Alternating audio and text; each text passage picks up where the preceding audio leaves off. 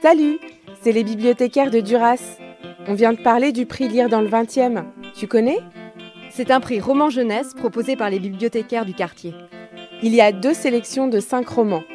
Une pour les 9-12 ans, les roseaux, et une pour les 13 ans et plus, les baobabs. Tu votes pour ton roman préféré et tu peux même réaliser une petite vidéo pour défendre ton favori. Cette année, nous te proposons de découvrir tous les mercredis les premières pages d'un titre de la sélection, lu par les bibliothécaires de la médiathèque Duras. N'hésite pas à passer à la bibliothèque pour emprunter ce livre et t'informer sur le programme des animations autour du prix. À la semaine prochaine.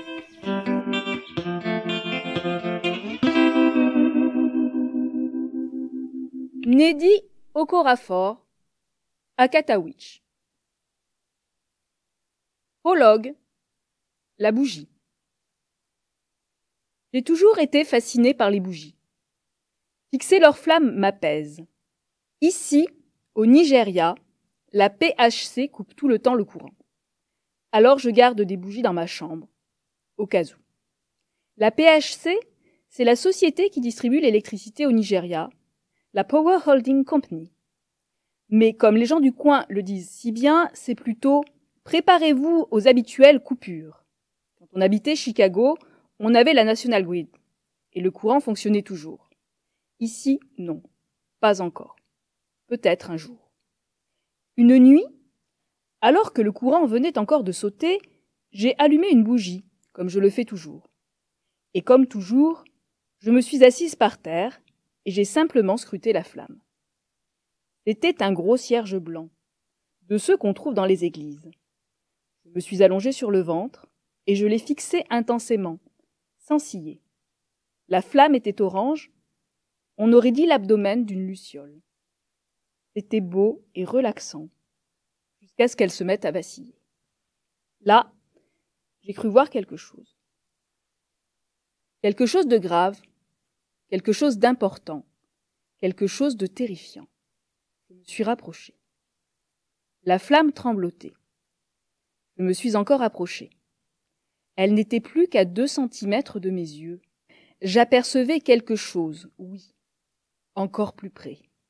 J'y étais presque. Je commençais à comprendre ce que je voyais lorsque la flamme a léché un truc au-dessus de ma tête. L'odeur m'a assailli et la pièce est soudainement devenue orange vif. Mes cheveux avaient pris feu. J'ai hurlé et je me suis frappé le crâne le plus fort possible. Mes cheveux roussis me cramaient les mains. L'instant d'après, ma mère était là. Elle a arraché son rappât et me l'a jeté sur la tête. Soudain, l'électricité est revenue. Mes frères se sont précipités dans la chambre, suivis presque aussitôt par mon père. La pièce empestait. J'avais perdu la moitié de mes cheveux et j'avais mal aux mains. Cette nuit-là, ma mère a coupé ma belle chevelure. De la moitié était partie en fumée. Pourtant, ce qui m'a le plus marqué, c'est ce que j'avais vu dans la flamme de cette bougie. La fin du monde. De violents incendies, des océans en ébullition, des gratte-ciels effondrés, des terres éventrées, des morts et des mourants par milliers. C'était horrible. Et ça allait arriver. Mon nom est Sunine Voisé, et je perturbe les gens. J'ai 2 frères plus âgés. Comme nos parents, ils sont tous 2 nés ici, au Nigeria. Puis ma famille a déménagé en Amérique, et j'ai vu le jour à New York. Quand j'ai eu 9 ans, nous sommes revenus au Nigeria, près de la ville d'Aba. Mes parents pensaient que ce serait plus agréable pour nous, mes frères et moi. Du moins, c'est ce que dit ma mère. Nous sommes des Ibo. C'est un groupe ethnique du Nigeria, donc je suis américaine et Ibo. Enfin, je suppose. Voyez pourquoi je perturbe les gens. Je suis nigériane de sang, américaine de naissance, et de nouveau nigériane parce que je suis rentrée au pays. Je suis typée d'Afrique de l'Ouest, comme ma mère, mais contrairement au reste de ma famille, qui est brun foncé, moi, j'ai des cheveux jaune paille, la peau couleur lait tourné, comme les imbéciles aiment à me le répéter, et des yeux noisettes, à croire que Dieu était tombé à court de la bonne teinte. Je suis albinos. Être albinos fait du soleil mon ennemi. Ma peau brûle tellement vite que j'ai presque l'impression d'être inflammable. C'est pour ça que je n'ai jamais pu jouer au foot avec les garçons dans la cour après l'école. alors que je suis super douée. De toute façon, ils ne m'auraient pas laissé me joindre à eux, vu que je suis une fille. Pas très ouvert d'esprit. Je ne pouvais jouer que la nuit, avec mes frères, quand ils en avaient envie. Bien sûr, tout ça, c'était avant cette fameuse après-midi avec Chichi et Orlou, quand tout a changé. Maintenant que je regarde en arrière, je vois bien qu'il y avait eu des signes avant-coureurs. Par exemple, lorsque j'avais 2 ans, au cours d'une visite au Nigeria avec ma famille, j'ai contracté la malaria. Une belle cochonnerie. De retour aux États-Unis, j'ai failli en mourir. Je m'en souviens très bien. Mes frères me traitent toujours de folle parce que je suis capable de me rappeler un événement aussi lointain. J'avais très chaud. Je me consumais de fièvre. Ma mère se tenait au-dessus de mon lit en pleurs. Je ne me souviens pas, en revanche, d'avoir beaucoup vu mon père.